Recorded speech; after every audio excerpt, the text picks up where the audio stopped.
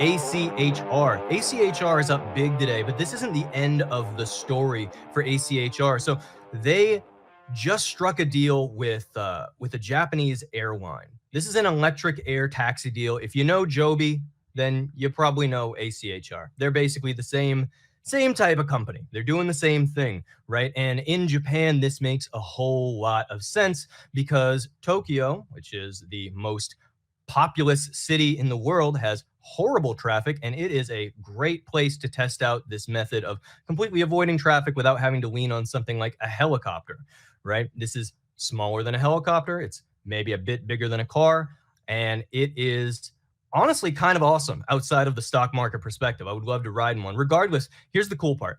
So we've seen UOA in ACHR. That UOA is still active. It was in the 4 strike. I believe it was targeted somewhere in the next 2 months. I don't have that information directly on hand, but it was cheap. This is with the stock trading at $3. Now they're at around $3.40, $3.50. Some people were asking me, should we sell this?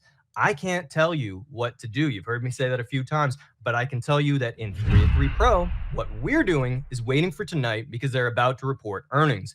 If I were the CEO of ACHR and I had just struck a deal right before I reported earnings that was very big, and I'm a very small stock, I'm about to go into earnings and blow the doors off. I'm going to go in there. I'm not an AI name. I'm saying the word AI. I'm doing everything I can to boost this name because this is a big deal for me. This is a big deal for ACHR. I would be holding this. Here's our little prayer circle for ACHR that we're having. Now, last thing that I'm going to tell you, we teased a piece of UOA. I don't know if I'm supposed to do this, but I like you all, and I wanted you to stick around to the end of this episode. So I'm going to tell you that in NVIDIA, this is got to be the most NVIDIA UOA that we've ever spotted before in earnings, at least in my time at this company. It's a lot. It's hundreds of thousands of contracts over and over and over again. They're still active. They're active all the way out in the 180 strikes, all the way out in March. And they bought them before, and they're still holding them, and they're still up. It doesn't matter. They're adding today. They added to NVDL today, and then they came back in. NVDL, by the way, that's the leveraged NVIDIA ETF, essentially. If you're going to get it, don't get options in that. Get NVDA.